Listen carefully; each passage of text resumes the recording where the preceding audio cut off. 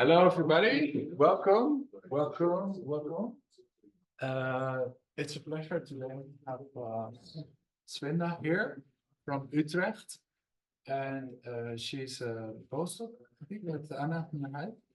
And she's going to tell us about her work relating to the subpolar gyre.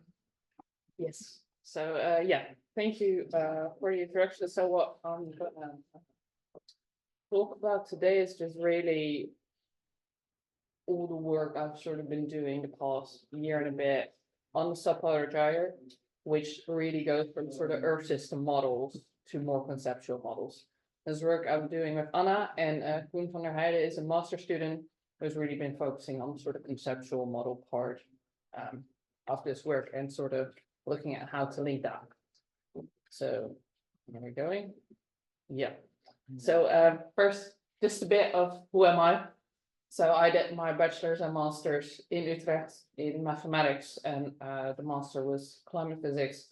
So really I've got a background in maths and physics, focused really on the sort of climate application. And then after I went to University of Reading and did my PhD in the mathematics of planet Earth, Center for Doctoral Training, on sort of clustering methods and sort of signal to noise issues related to atmospheric circulation regimes. And then after that, I came back to Utrecht because I'm Dutch, so I wanted to move back to the country. So that's me. I now got a few questions for you just to sort of get an idea of what actually your backgrounds are, because it seemed quite broad. So really, are there any of you that work on climate system?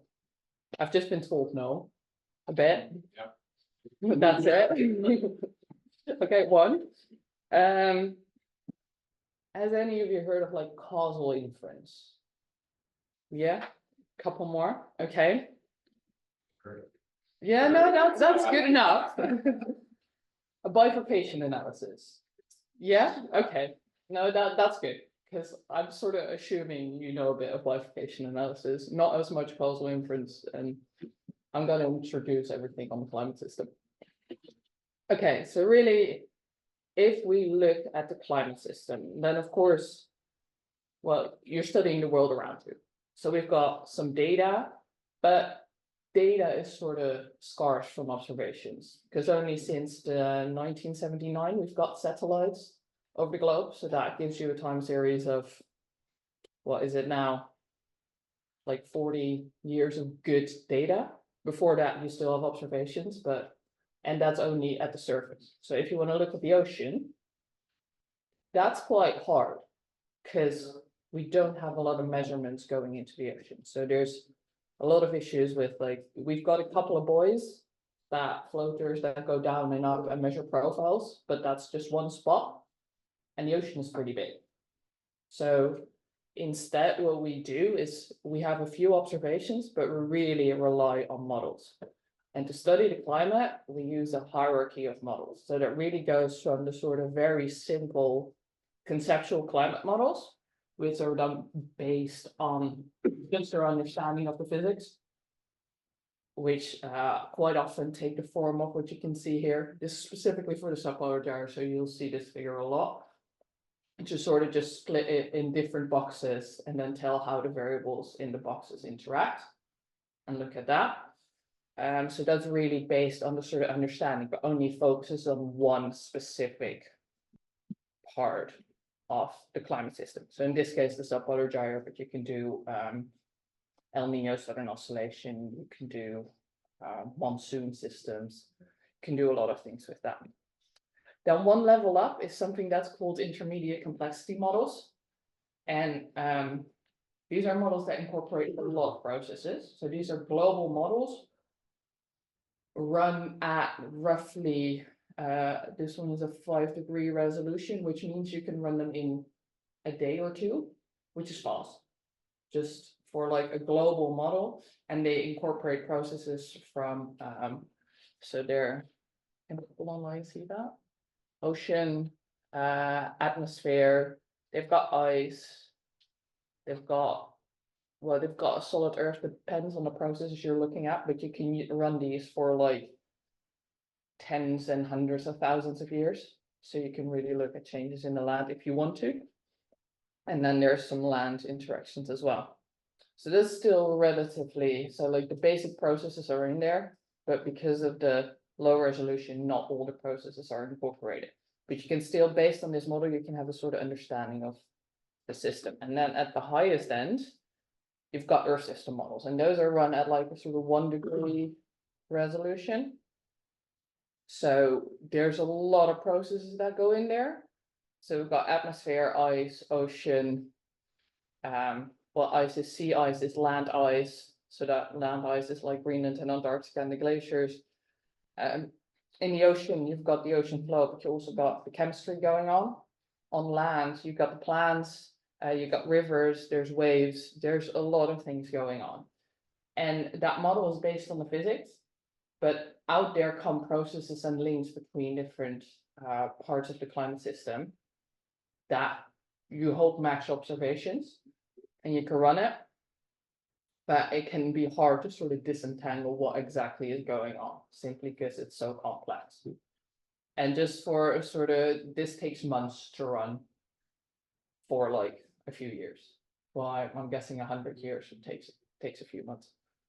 Can I ask a quick Yeah. question to understand this? So the difference between 2 and 3 is not very clear, because here you also have all these. You've got all the components, more or less. So really in 2, there's less components that are included, and it's run at a lower resolution. Okay, that's the main.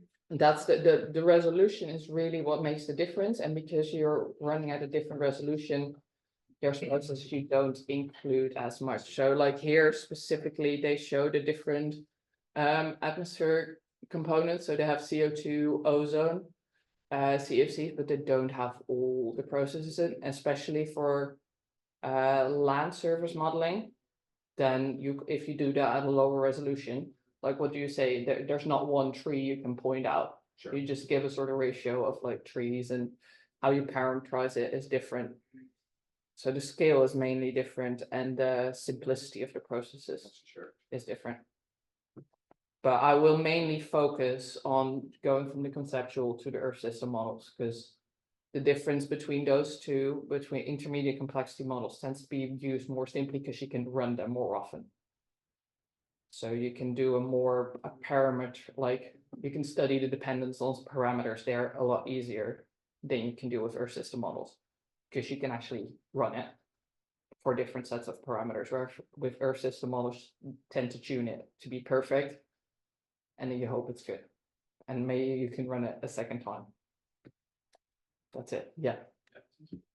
Are these all these things in this picture, are these all things that make sense at the spatial scale of 1 degree, surface wave or river runners? Are these things happening at a very It's how you parameterize it.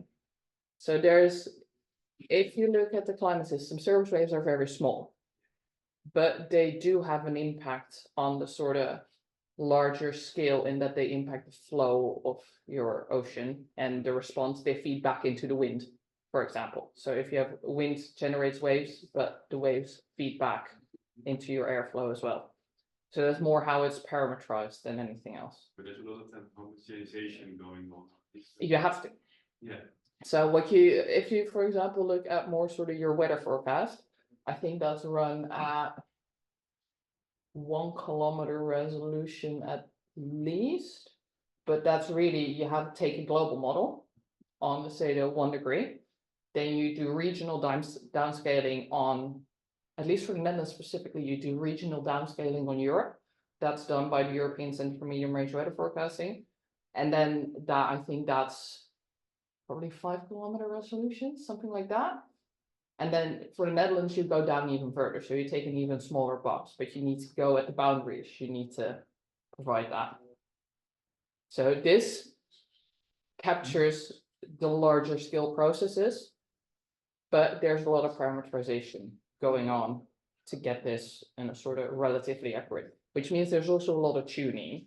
And one model, like this is specifically, this is for the SESM model, community Earth system model, shows it. One model is not perfect. None of the models are perfect, but the idea is if you use a lot, you get relatively accurate results that are close to observations because of all the parameterizations. And there's people saying if you just run it at a higher resolution, it's going to get better. I don't believe it will. I think you get more from just running an ensemble and doing the statistics on that. One question. Yeah. Resolution is empirically based, or can you really infer all the length scales or make these kinds of resolution? So you mean the grid Yeah. itself? Depends on the model what grid they use. So if I say 1 degree resolution, that means on average over the globe. But for example, the CESA model, if you look at the grid, they're around, well, there's a pole around Greenland, to be specific, but there's, depending on where you are on the globe, that differs a bit because of the processes that are relevant. And that depends, maybe different between ocean and atmosphere as well. So there's a lot of variety. Like, I don't write these models or know, like, I know how they build, but it's a lot of complex things and also just coupling the different parts and even getting the grid. Because I think some models are even run on an adaptive grid at times where the grid changes depending on where you're, for example, have eddies. And it's more regional models that are run on that scale, but I think some climate models have part of that, especially around sea ice. Because when your sea ice moves, that determines where your dynamics is taking place.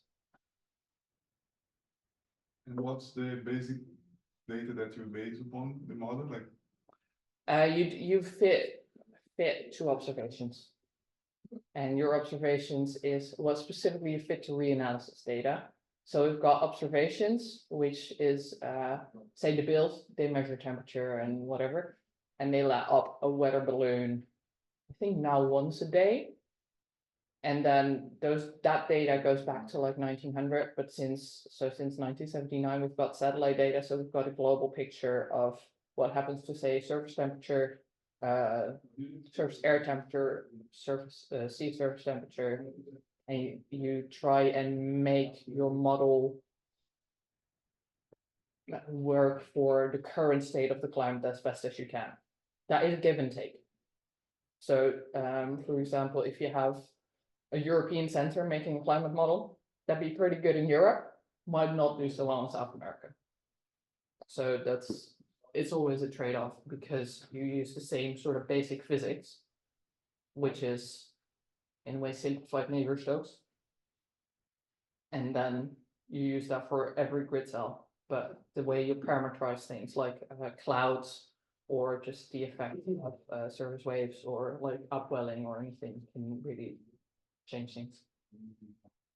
Yeah. Are these submodels? How does this work? Does every group, does the different research groups have different submodels, and then they More or less basically, and nobody has an overview of everything. So some people, like, if you take, for example, the Met Office in the UK, they have their own model and their own submodels. You have NCAR in the US, which also more or less has that. But then you've got, for example, a center in China, which uses a lot of the models from NCAR and then adapts that a bit. And that's then called a new model. And then there's quite some overlap between different model groups in the ocean component or the atmosphere component. So not all models are completely independent. Some are, but some are not. Depends, like, because who's going to pay it? That's Is there any research into error propagation? so arrow. I don't know. No, just a question, like, okay, if my river runoff model is off So- by 10%, how does it affect It does. People do look at that, but it really. So each model group, when they put out their model results, there is a paper saying we're doing great at this and not so great at that. I don't know how specifically they deal with the error propagation throughout. I know it happens for the individual models, And for the end state, they do like analysis of errors, but I don't really know enough about that. Any more on climate models? Okay, yeah, and then it depends on the question which sort of models you want to look at, but ideally you like to understand processes throughout this whole model hierarchy.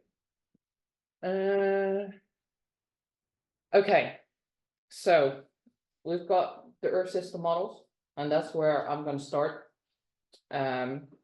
In how do you understand process if you start at Earth system models, but then you want to know whether the processes, how things are represented in those Earth system models, whether that matches what you think conceptually is happening. And that depends a bit where your conceptual model is based on how you get there.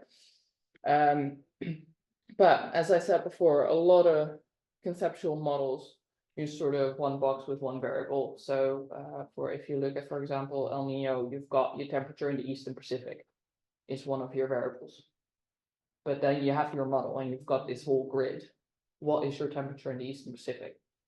So that's a sort of, you can pick one point. How representative is that? You can pick a box, which box? So really, you need to properly think through what actually is the variable you're interested in. What's the process you want to get? And really, this is for just understanding what's going on. That's the key part, is actually picking the right variables. Because if you pick a slightly different box, then you might get quite different results. Your box might also depend on the model, which part is relevant. So, which I'll get to for the subpolar gyre in a bit. So we'll go see that. So then once you have your variables, so you have picked like a box, computed your average temperature over that box, or for the ocean, the average salinity in that box, then you need to look at like, okay, how do they interact? Because that's what you want to understand. You want to understand the processes. So you want to look at the interaction. So how do you do that? Do you do correlation? You can do regression. You can do all sorts of things. And that's where the sort of causal inference that I mentioned at the start can come in. It's a choice. It's always a choice, but it's something you can do. And then the last part is, of course, then you've sort of found in your Earth system model, you found like sort of some interactions. And the question is, does that match your conceptual model that you have from the start? And then you can go back the other way and then use your conceptual model to then see if, for example, you observe certain dynamics in your conceptual model, you can verify whether you find the same sort of time and dynamics in time in your Earth system model or not. Yeah, I've discussed that. And I'm gonna show this for the example of the subpolar gyre. So how many of you actually know what the subpolar gyre is? A few. Okay. So here's a plot. Here's well, this is the North Atlantic Ocean, and Netherlands is like that's the UK. It's Greenland, Iceland, North America. Gulf Stream, familiar? That's good. Sort of key. So what happens is you have the Gulf Stream, which means that it runs more or less here towards Netherlands, which brings like relatively warm water here. So it's relatively nice and warm because of that. But that current goes over, part of that goes to the North Atlantic current. And then this is like wind driven, that this flow goes here and it turns back along the coast of Greenland. So this is sort of wind driven gyre circulation because it goes sort of circular. And red here means warm water, cold or blue is cold water. So we've got also some flow from the east of Greenland going back here. And this part of the circulation is called the subpolar gyre. And the subpolar gyre really just refers to the sort of surface ocean currents. But it has a lot of impacts for specifically ocean convection. And Atlantic meridional overturning circulation. People heard of that? Sorry, can you repeat that? Atlantic meridional overturning circulation. or AMOC. Familiar? No? No, okay. It's been in the news quite a bit, to be fair.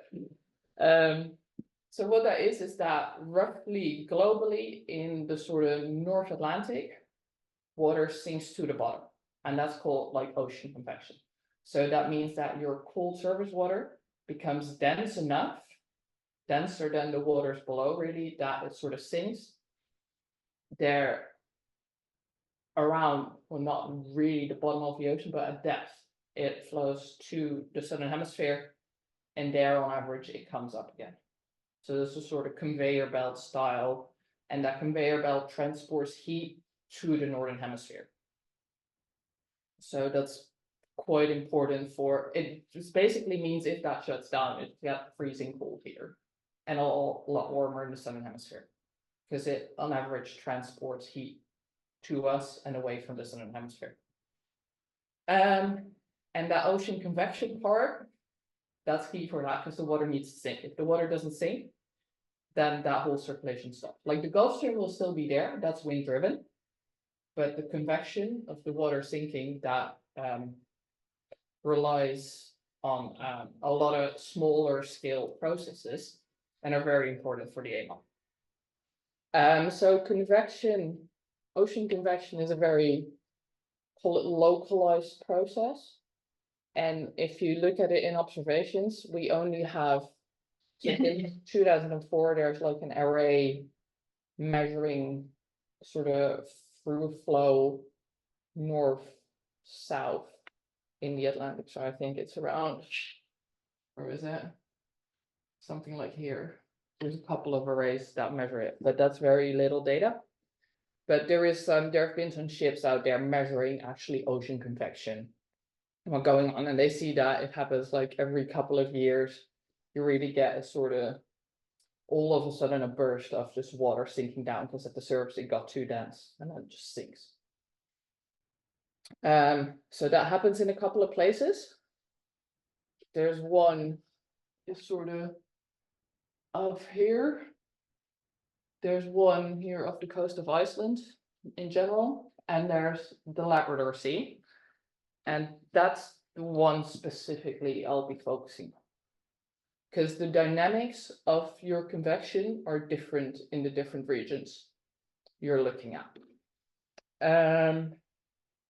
There's a whole, this is a whole field in the ocean science, so I'm not going to start that. So can I ask a quick question for my understanding? So if I understand correctly, what you're talking about is two processes, the wind-driven process and the AMOC convection. Yeah. So what do you think, what is your estimate of the relative importance? So what? 50-50 or is it more like 10? So the wind-driven circulation is essential for convection happening. So that what that provides is you've got a cyclonic circulation, and that cyclonic circulation sort of leads to say a bit of a shallow thermocline in the center of it. And the thermocline is basically your ocean density increases as you go down. But there's the top layer is very, how to say that? It's warmer, so it's relatively very like low density. And then there's a sort of sharp change, and that sharp change is where it's called your thermocline. So the deeper your thermocline, the sort of more thick your top layer is. And when you have a very shallow thermocline, like below the thermocline, your density doesn't increase too much with depth. So if your thermocline sort of hits the surface, that means everything below that sort of similar density. So that's when you get convection. And your wind-driven circulation provides, that cyclonic circulation provides a sort of preconditioning for that convection to allow it to take place. That's specifically the theory for the Labrador Sea, because there the convection really happens in the center of it. If you look at, for example, the Irminger current, where off the coast of Iceland, there's some convection taking place. I'm not an expert on that, but that's got something to do with wind shear going on. So I don't know. But that's the sort of part in the Labrador Sea, that's what causes your convection, is that wind-driven circulation is key to it for the convection to take place. And just one question, because I don't understand much the language. So you said in the beginning that there was more Navier-Stokes based, the modeling, that Yeah. means like at a macroscopic level, all these gyres that you describe in convection are some sort of vortex that have that length scale, or Yeah, you can see it as a big vortex in a way, forced by the winds. Yeah, I think so. Yeah. More questions on this? Wow, the question is, so what actually determines these wind patterns? Is this kind of the standard facade of ideas? Yeah, the circulation of the earth, really. The earth turning. Yeah, that determines the wind. And there's a lot of new ones in there, but yeah. Okay. Subpolar gyre. So the first thing I'm gonna do is, we'll see how far we'll get with this, is define the relevant variables that we're gonna look at. So there's the theory, and this comes back a bit to the mechanism we've just discussed. So there are some conceptual models for the subpolar gyre in the Labrador Sea, how that works. And this sort of framework that I show, that you see here, that is based on basically just one very high resolution climate model and matching with observations. So it's just one model that sort of gives some of these links. So what the idea is that if you have a stronger subpolar gyre circulation, so a stronger circulation going around there, that at a short time scale reduces your SSS, sea surface salinity, because it transports relatively fresh water towards the center of the subpolar gyre. But at a delayed time scale, it actually increases your salinity. And that is due to, which is one of those parameterized processes, is like eddies can transport salinity as well. So there's a direct effect of it, the sort of more the flow itself, and then there's an effect of small like vortices, eddies that transport it. If you then have an increase in your sea surface salinity, that increases your density at the surface. And if you increase your density at the surface, that causes convection to happen and it to mix throughout the whole process. I'm gonna talk over the timescales here a bit, because these are very model dependent, as we'll see in a bit. Then if you have deep convection, that mixes the full layer. So what that leads to is the surface, actually, we're talking off the coast of Greenland, that's pretty cold water, especially if you look in winter, which is when most of the convection is taking place. So if you mix the whole column of water, that means at depth, it actually gets colder.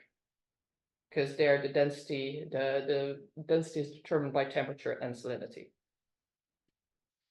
Can I ask a quick question about salinity? So the salinity is of course given, that's a 1 mole or something like that. But so why does it vary? Is that because of the melting water? Or? There's meltwater, there's rain, there's evaporation. Right.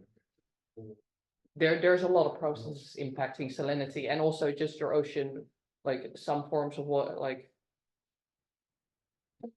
occur, like if you come from say Greenland has a lot of meltwater, so the water off the coast of Greenland is relatively fresh, low salinity, because you put a lot of water without salt in, and that water then gets transported. The salinity was important for what exactly? The density of your water. If you have more saline water, it's denser. That's roughly it. So the relevant variables is just density and concentration of salinity. The temperature and salinity really determine your density. And the density is important for when convection takes place. So that lowers your temperature of your intermediate water color. And then that sort of mixes, so you mix throughout the whole layer, but then that also means that the relatively warmer water from below gets mixed up, which reduces then your temperature in the center, which then in turn reduces your density. And then that lowering of the density then in turn intensifies your subpolar gyre. That's the sort of basic theory. But is this just some Navier-Stokes model, like for the density of flow and? It's an equation of state. Yeah, for that you fit into the Navier-Stokes or into a fluid model.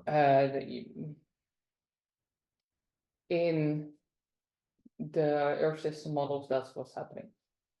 But it's a simplified version of a Navier-Stokes because you make a lot of approximations to get there. I feel Navier-Stokes is the most well-known. Yeah, you don't do that. You do like Boussinesq approximation and then AGS. Like I can throw a lot of terms, but if you haven't done like climate physics related, then that doesn't mean a thing. So I feel Navier-Stokes is something with Navier-Stokes and a lot of simplifications. You mean that simplify Navier-Stokes or that increase the complexity of Navier-Stokes? You include second order gradients, you do first. No, order but gradients? like say for example, one thing is the atmosphere is very shallow compared to the horizontal scales. You do a shallow water approximation. That is one of the things that tends to go, and I think they tend to take a bit more terms with them, Okay. but that's one of the things I see. they do, because that's reasonably valid. Yeah. You see that when the water from the top and the bottom are mixing, that the water from the bottom is warm, but why is it warmer? Why is it warmer at the bottom? So that comes a bit into the seasonal cycle. So in winter, there's not a lot of light there, so you've got cooling of your water at the surface. That cools down because of, well, there basically being no sunlight, so then you lose your heat to the atmosphere. And that cools your water at the surface, which means that like even like before, say the year before you've mixed it, or in summer, it's been relatively warm. And then it was nicely stratified, but then all of a sudden you cool your water at the surface. So that's why that difference, yeah. Okay. And it's still colder than at the bottom than at the top, but it's a relative change between you. It's a relative, It's not that the thermocline is inverted. no, but your thermocline is density, and density is not temperature. So that's something to sort of be aware of in this. Okay. So what are the relevant variables here? So your subpolar gyre really is the wind-driven circulation, but that's hard to really look at as one variable in your climate models. So one thing you can look at instead is your sea surface height, because if you've got a cyclotic circulation, it transports water to or from the center. So sea surface height is a sort of proxy for the strength of your subpolar gyre that I will use. And it's not perfect, but I used something else before and that didn't work. So it's. This is a strange concept, no? What does it mean, sea surface height? I mean, it's Relative to the geoid. relative to what? The geoid, and that's The Earth surface. the Earth surface. Call it the Earth surface. But this is gravitationally, The Geoid, gravitation, yes. So the geoid is your average gravitational field, and then on top of that, you've got disturbances. and this is including the tides. and so. Your tide is a disturbance on top of Right, that. okay. That's But then you don't care about dynamics in the depth direction or what? Because you're. If you I mean, were gonna- doing- if you you're want doing to use sort of it- shallow water stuff, then that goes down the drain. so here there is variations in depth, because we are looking in an ocean model. So that's like it's not exactly shallow water. And the topography is. Topography is important. There's a lot I of see. things that come into this. But I will use sea surface height as a sort of proxy for the strength of the subpolar gyre. For deep convection, there's something called the mixed layer depth, which just really tells you how well mixed, basically how uniform your density is through depth. So how well mixed it is. So the deeper your mixed layer depth, a deep mixed layer depth means convection, more or less. And then there's the temperature of your intermediate water column. You need to use some depth for it. So 50 to 1,000 meters. Convection goes as deep as, in observations, around 1,000 meters. In models, sometimes to the bottom of the ocean, which is like a few kilometers. So that's not realistic, but this is the sort of thing I'll use. This intermediate water column, that one is below the thermal line, it doesn't stretch all the way to the bottom.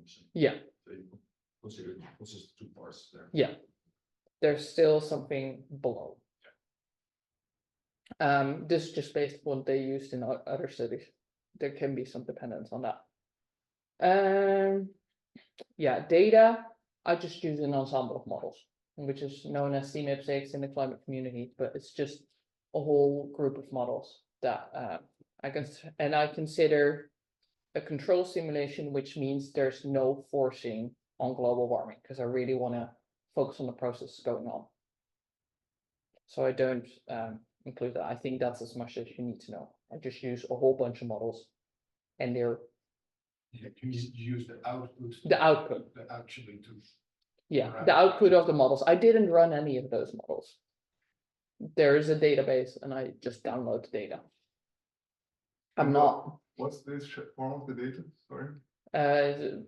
What do you mean? What type? So it's a matrix of values in time, right? Yeah. We have like. It's basically you've got a spatial field of, say, surface air temperature in time for. You can download. So You can download it. It's fine. You can. There's a lot of data. So if I say I use sea surface temperature, you can use 3D fields for each model. Well, In time, your control simulation tends to be 500 to 1,000 years. Monthly output. I mean, you can also use annual means. and these models are calibrated with real data, or it's. Yeah, they've been calibrated with real data, and then they just run it. So they first calibrate it, and then they run it, and then. Mood scale stuff. Just look into climate modeling, and then you'll find, if you look at CMIP6, if you Google that this is like the models where the IPCC reports are built on. So those are the sort of runs you look at. Yes, okay. What regions to consider?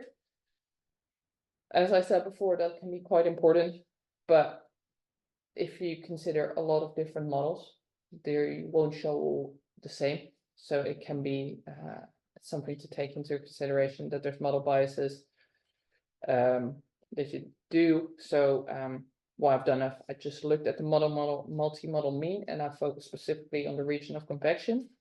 So what you see here is the multi-model mean mixed layer depth for winter over all 30 odd models I have, and red means deep.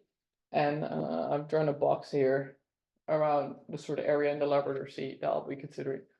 So now you also see the other regions where convection takes place, which have a deeper mixed layer depth. Sorry, this is the like average motor model. Yeah. Average over all the models to see. I've also got the data for the individual models, and I did check that, and it roughly is this, but some models are just weird. But then, sorry, to understand this plot, is the column means the relevant variable where the water flows from the. So the higher the color, that means in that region, more convection is taking place. It is average over the models over all the model years for each model. So this is also an average in time. So I've averaged. This is a bit strange, no? Because it is actually completely counteracting your argument that the meltwater really change the density. No, It's not there. No, it's not there. This is not here because this is an average over time. So you average out a lot of things. So that's what I'll get to. I just use this to pick a box where most dynamics is taking place. And then if you pick this box, like there's a lot of variability in that box, but there's also a lot of places where no convection is taking place, so there's no variability at all. Like I've not just taken this figure, but this is just sort of, But so to understand the plot, the more blue, the more convection. no, the more red, the The more red, sorry, convection. red. More red is more convection. So this is like the state of things, like people have no idea about the microscopic models, and then you just take everything, all the educated guesses of models you have, and you look at the average of this. Yes. That's what, more or less. Yeah. This, I think this sort of, let's say that. If you say, look at, has any of you looked at the IPCC reports and the projection of what temperature is going to do? Yeah, sure. That's a multi-model mean. Yeah, no, That's the best guess we have, simply because we don't have observations of the future. There's a massive spread. no, What's you- what's the but you spread could- on this? Layer now? There are some models that don't show any, barely show any convection there. There's some models that go to the bottom of the ocean. So the spread is quite large, but if you do look at the individual models, this tends to be the region where they do show some convection. But is it the problem that you don't have enough data to pinpoint the model, or you know, there's many models? We know the models are imperfect here. We do know that. What I'm gonna ask is the process, are the processes in that model, in these models, are they sort of realistic? Do they match our sort of conceptual understanding of the process? That's a question. It's a question of whether your model is good or not. Like, you know, It's not like, is this true? like you want to see whether the model match the convection observations or the vortex or this kind of thing. The processes going on, whether, so I got this box, and in that box, I'm gonna look at the links between your so your subpolar gyre strength, so your sea surface height. I'm gonna compute the sea surface salinity of that box, look at the mixed layer depth in that box, see how in that box the different variables interact. Yeah, but before you go into the details, I mean, I go back to my question. I mean, is this commensurate with your original idea that the low salinity water from Greenland and the high salinity water from the south mixes at the right spot? Is this what you expect? I would have expected it to much closer to the coast, or is it just something? At the coast, there's No, I'm okay. So if No. this is not a problem, then it's not a problem. I think, no, it does, if you see it in observations and also in the models, it comes back to the, so because you get the outflow from Greenland, the water there is relatively fresh, so relatively light, so lower density. So there you don't find any convection. There's no convection there. And that's why it's actually more. Yeah, more to the center.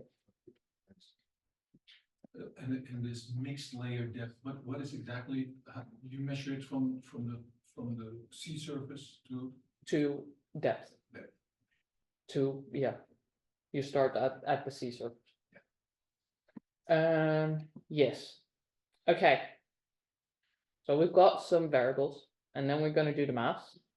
And one thing I hope you all know is that correlation isn't perfect, and correlation does not mean causation. So we need to come up with something, because correlation can be biased, and if we want to know how the different variables are linked, one thing that's really often done in climate studies is just look at correlations. If they correlate, there's a link.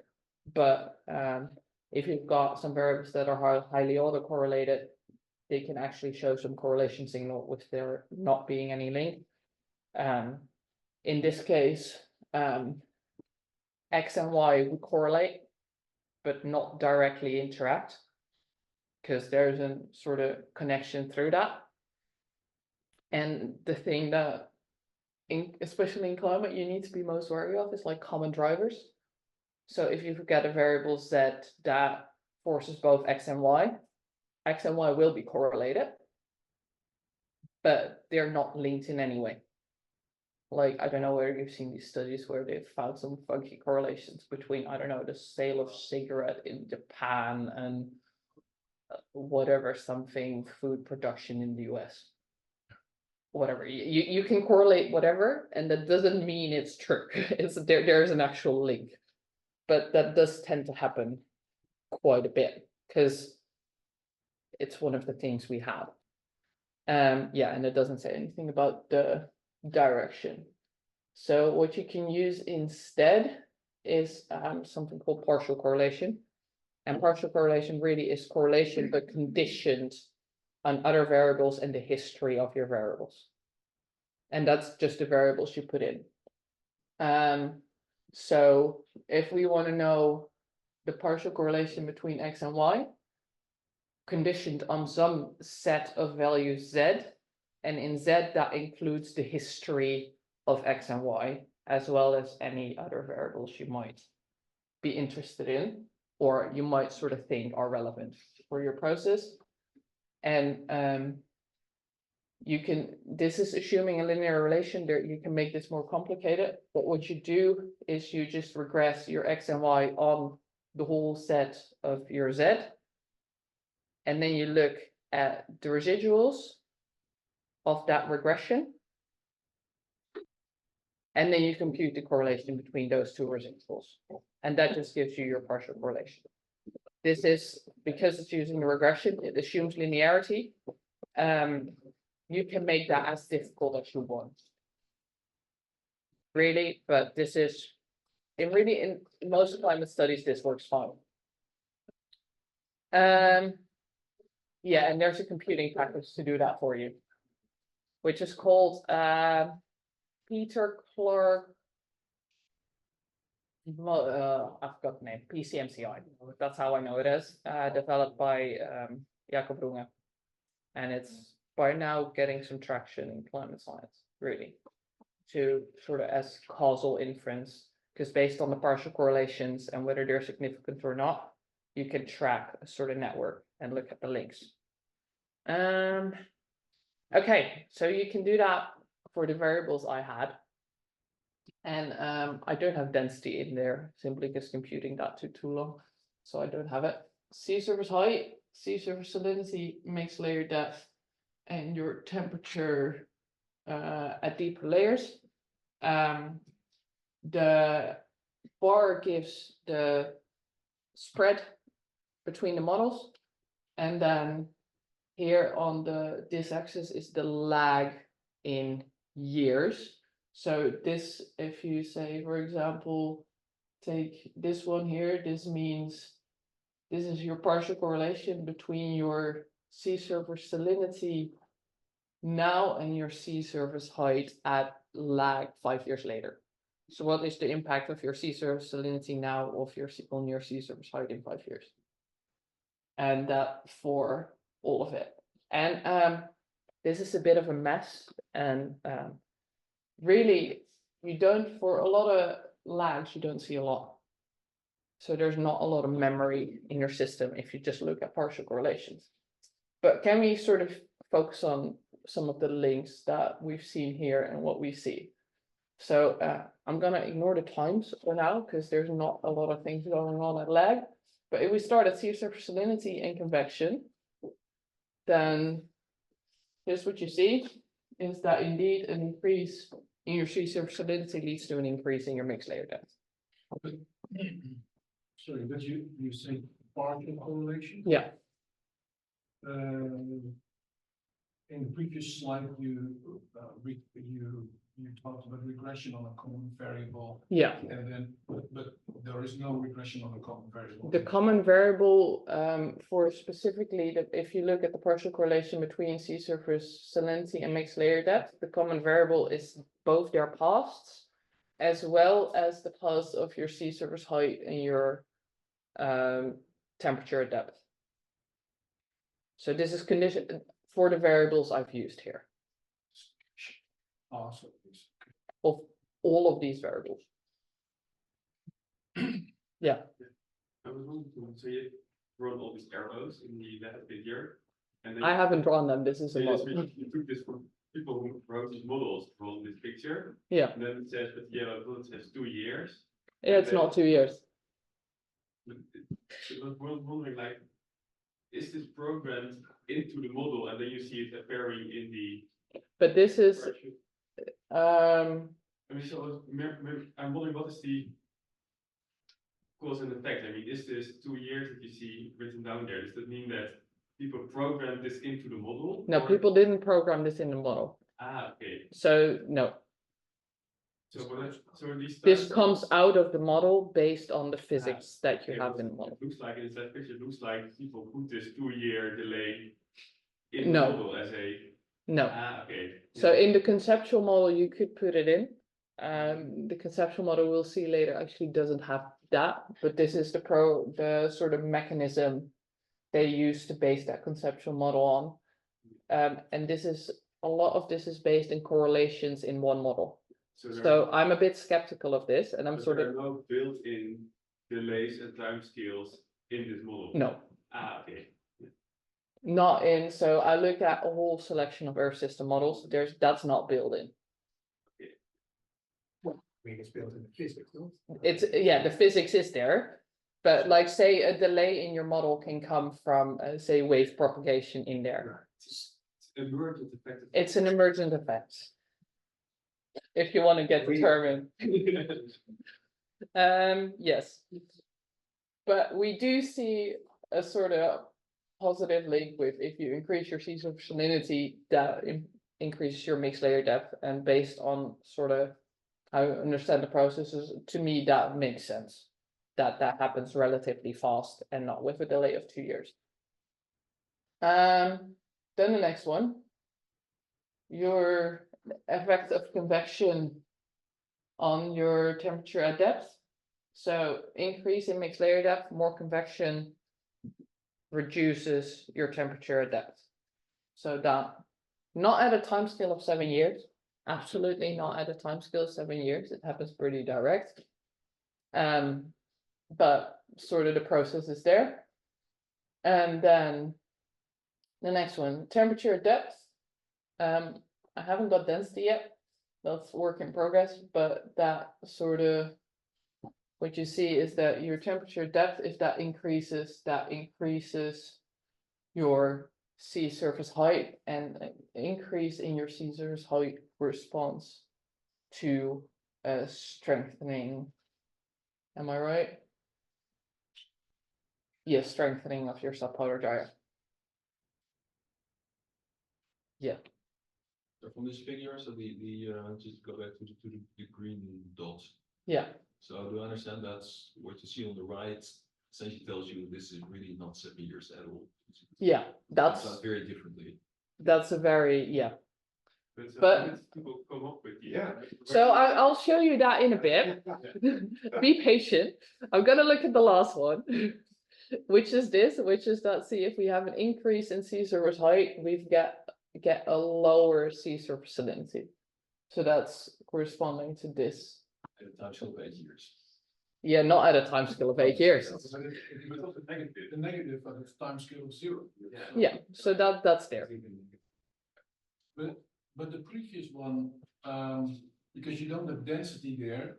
you Yeah. have a negative and a positive effect. So does this mean that the positive effect outweighs the negative effect? So the negative here means that a reduction in our temperature of the intermediate water column leads to a reduction of density in your subpolar gyre center, and a reduction of density in subpolar gyre center strengthens your subpolar gyre. So this, and in total, is a positive one. So yeah, that's this sort of, it's roughly there, but it really doesn't match the timescales. If you look at that, that was what I thought.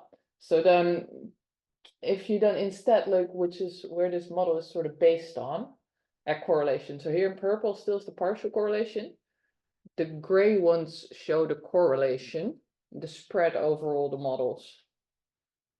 For this, you can see the spread is a lot larger for the different models, and at times it really is sort of all over. So it could be that for the 7 years, they just, that's this one, use the model that's somehow there. Oh, Double click to get on double click, Yeah. what? On the screen. Cluster. A double click. plus it. Yeah. Don't touch it. Okay. So you can use, see, they could have used a model there that has sort of a minimum around there to get to that 7 years. This, to me, this just shows correlation does a bit. So can you quickly repeat what the difference is? In one case, you correlate two variables, and Yeah. in the other case, you only look at The residuals. the residual.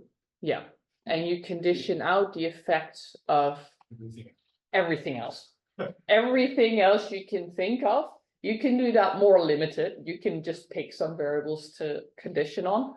So for example, if I compute this, I go back 15 years in time. I don't go back all the way because I don't condition on whatever happened 30 years ago because I assume that's effect is small. Here. But yeah, But you said linear regression yeah. on all these delayed variables as Yeah. well? Any interaction terms, or is it just more interactions between them, or what you do? So what do you mean with interactions? You have different variables, so. Yeah, yeah, but you also condition on the other variables. So you condition out as much as you can. I'm confused. If you now have a model that perfectly predicts what's going on, then the residuals are zero, no? Is that true? No, what are- because there is noise. That's so okay, but you correlated noise. In a sense, you're trying to find whether there's signal within your noise. Yeah. And you have different models, right? I mean, Yeah. these data are produced by different models. So you have spread around them. Yeah. So this is for different models, and that's the spread you're looking at. So you're averaging of something like 30 models? And I think this is like 15 to 20. 15 to 20. So is this picture on the left, so are these years related to one of these 15 to 20 models? Yeah, that's where it's based on. But that's the only thing there is in the literature at the minute. Yeah, but if you then look at this specific model that corresponds to, do you in that case specifically see the 7 and 8 and those? I can't compute that because it's an older version of that same model. Sorry, what does that mean? So this study here specifically has been done with CMIP3 models, which is just the models as they were 15 years ago. I couldn't find those runs. I just have the most recent version, and it doesn't. You don't have data for those, I don't have the data. So that's but I do want to look into that to see whether this sort of corresponds. But I actually would question whether it would, based on how they computed all these. If you look at the paper, how they came up with the 7 years, they show some funky how correlation changes in time plot. So are these numbers, are they accepted in general in the literature? I mean, I have no ideas about these here, but Nah. Okay. This is this paper, and this is the only sort of paper that sort of showcases this. So this is why I took it. But to me, this sort of the process is as here with timescales of direct versus 1 year, because I got only monthly data. I can't look at a sort of daily timescale. So that data just isn't there. But this to me makes a lot more sense and matches a lot better with observations. If convection happens, that changes your temperature directly. There's not a sort of like, of course, it takes time to fully mix through the column, but the largest effect you see directly. And there is, of course, the question whether these models are realistic. So that's another thing to look into. So it's not an easy thing. Okay. Yes, I'm gonna jump through this because I do like to show some bifurcation analysis.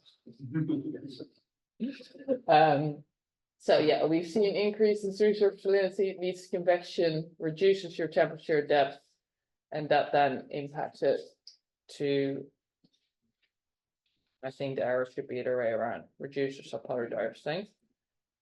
But we didn't find any lags.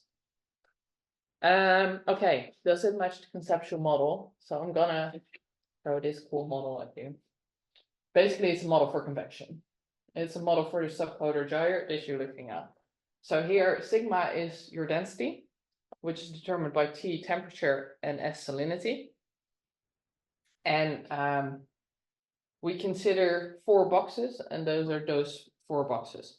So the subpolar gyre is a gyre circulation around it. So the outer boxes 1 and 2 represent the gyre circulation. And the most important factor in that is the strength of the circulation. So UD is your velocity, which is here, U2, the circulation in that box, and then US is the one in the surface box. Your velocities in those boxes, like each of those boxes has a temperature and a salinity, and the outer boxes have a velocity assigned to them. That's what we're having. And your velocity is at depth is determined by a sort of background, which is called barotropic flow, but there's just a background flow, and then it depends on the density difference between your inner box and your outer box. So basically, if your density in the middle, so in this case, that would be your density in the center is lower than the density in the ring, that means your velocity is lower, whereas if that increases, your velocity increases. And then the same with the velocity at your surface is sort of forced from your background flow at the bottom, and then the density difference there as well. Then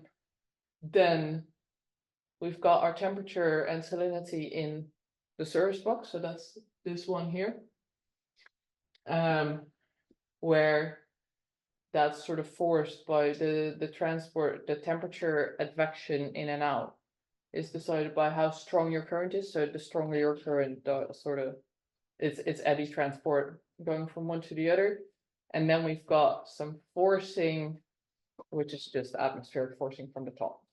So your temperature at air temperature determines what happens to your ocean circulation. And here they have a seasonal cycle in their model specifically. And for your salinity at the surface, you've got some freshwater forcing, and they put that in the central box. So you have this width of the outer layer. So Yeah. Do you also have a width for the inner tube? And there is scales for that. because I was just wondering, so if you think of these large convection bubbles in the Busenek kind of oscillation, they have a certain spatial scale.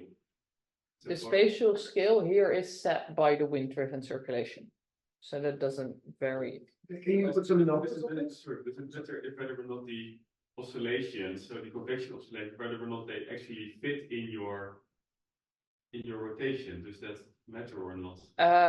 This is more an average view than a specific one convection area view.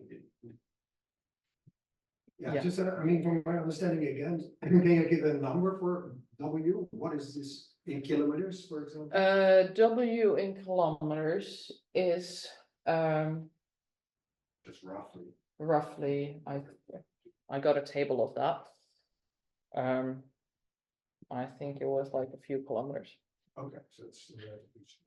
Yeah, it's not, But well, then- like say a few, but like 50 or so. But then you have to tile your whole ocean with all of these type of things, or how? So this is just one, we focus on the Labrador Sea, and this one box is in that.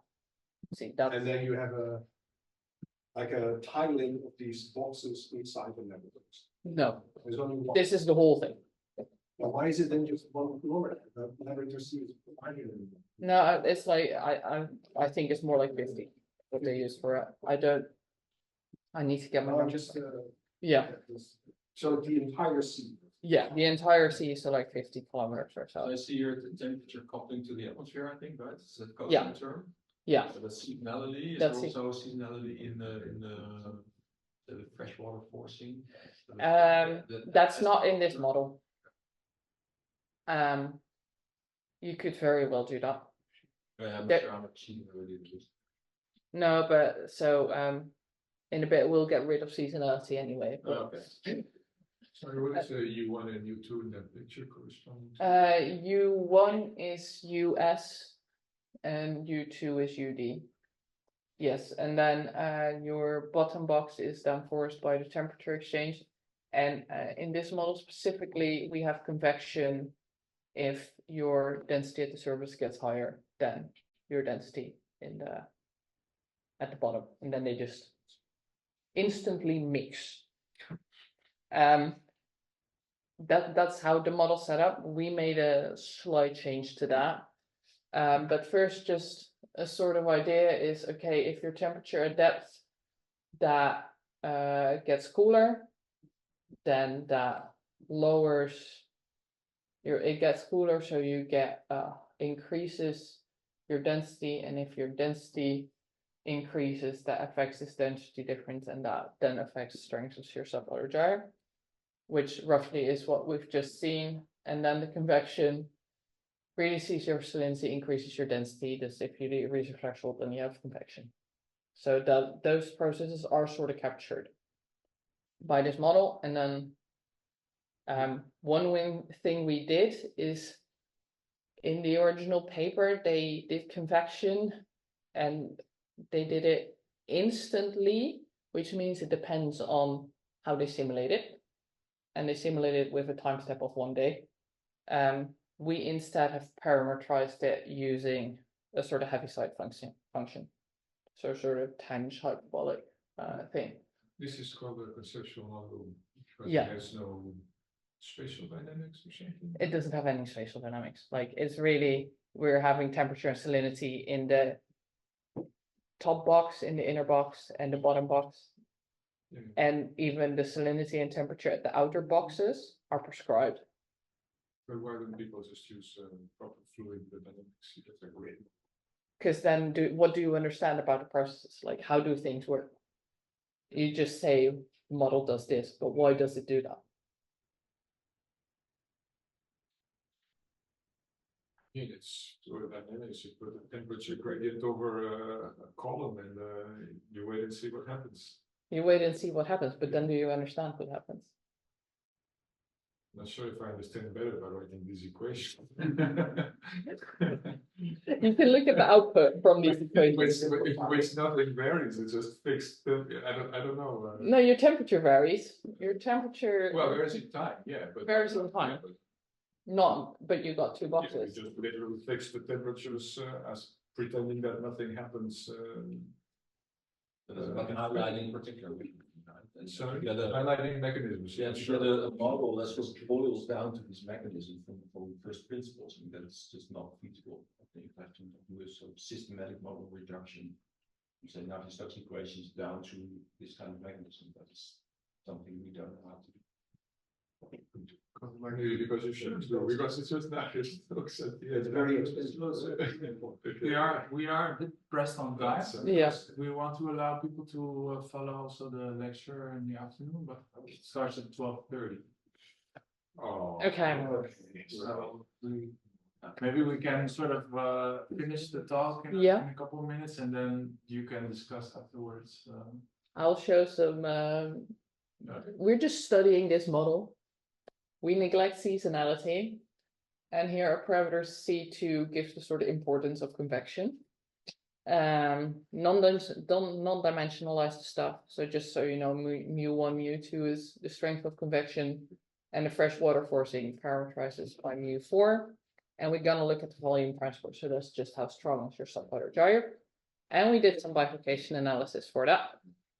So if you vary your salinity in the outer box, then you find a regime of bistability, where in one place your transport is relatively low, and in the other is higher.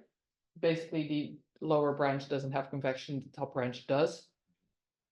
And you can, so basically this shows that there's a region with the salinity of your outer box, which you prescribe. If you increase that, at some point it gets high enough that allows convection in the inner box because the density difference. And you can also play with the freshwater forcing, and then you also identify a region of bistability that is going on there for certain parameters. This is all non-dimensional. He's still working on getting it dimensional, so we're not there yet. But really what you see is this model shows two states, one without convection and one with convection. I think that's the main thing to take from this. The convection, do you have convection that affects your transport or not? Can you explain the rightmost bifurcation graph? Because I see 3 saddle node bifurcations. It's Which parts of the curves represent saddle saddles? so that's Is it a stable branch? so the blue is a stable branch, the gray is the unstable branch. And where does it go? Below that. We haven't found that yet. Oh, it's interesting. Not, it might come, we might find it in the future, but it's sort of, I'm gonna call it disappears. But then there is, I think there is a sort of, I would actually, what I expected was to just have this one branch going through, because that's the sort of background. There's no convection. Your boxes are very sort of consistent in their dynamics. But I think the best answer I can give is we're looking into that, and I don't know yet. I mean, I don't know if I know how to by the chair, but if you look at the y-axis, that's the volume transport. Okay, there is a difference, but it's not orders of magnitude difference. But this is non-dimensionalized, so really the numbers here don't say a lot about strength. So but it's not the difference between no convection and a lot of convection. It's a difference with a little bit of convection and more convection. Is that how? In the model, it is the difference between, so if you're left here, that means you're in a state where no convections happens at all. And this lower branch here is a state where you don't have any convection going on. Whereas in this upper branch, you do have convection. But still the volume transport is. But you have, because if you look at the equations for the volume transport, you use your velocities, and you do have a background velocity. There is back. Okay, thank you. So that's the background velocity coming into play, which means you do have, because it's a wind-driven circulation. Okay. So if you don't have the background, then you just can switch direction. Yeah. Yeah, this is bistability. As we have to wrap up, you can see this if you, there's been some studies looking into that. It's models where they found some bistability. I'm not 100% sure whether you trust the method, but there are some models, which is the reason why I'm looking at this, is abrupt shifts, is can we had a really collapse of convection in subpolar gyre specifically, and there's some models showing that. This shows temperature specifically, but you can get sort of show some tipping dynamics in a few of these models. Yeah. Sorry, what the risk of collapse in the convection happens if that happens? If that happens, it gets basically you probably reduce your AMOC strength, but the subpolar gyre region, the Labrador Sea, is not the only region that happens in. It does reduce your temperature in that region a lot. So if your convection stops, that means it freezes over. Sorry? It just gets really cold. Goes there or? For the subpolar gyre specifically, roughly there, if you stop all convection in the northern hemisphere, everywhere in the northern hemisphere, including here. Which means that, for example, a shutdown of convection, specifically in the subpolar gyre region, is quite hard to observe because most studies looking into that look at an abrupt shift in temperature, but that's sort of masked out by global warming because it's relatively local and it's not as strong. If you shut down the AMOC, so the Atlantic Meridional Overturning Circulation, that actually would reduce temperatures in the whole northern hemisphere by a significant number of degrees. So it's a good thing. No, it's not a good thing. What do you mean? No. It's warming up, you're decreasing the temperature. No, you're decreasing the temperature here. Yeah. You're increasing it in the southern hemisphere, Someone is okay. but it also He won't be okay. it also impacts a lot of other like atmospheric flow and whatever. That's it's not a good thing. I'm gonna leave you with this picture because I think it's pretty.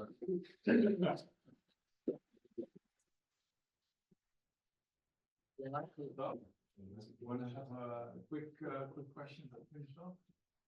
Maybe it's still in the more understanding making toy models process, but can you guys any intervention to, let's say, make the convection stable or any other thing you desire? To keep the convection going in your model, that basically, if you want to keep the convection going, you want to increase your density of your top box. So that means get the fresh water out of the, just basically either temperature, cool it down a lot, put a massive aircon over that region. And toy model, you can do it, or increase your salinity. Good salt there.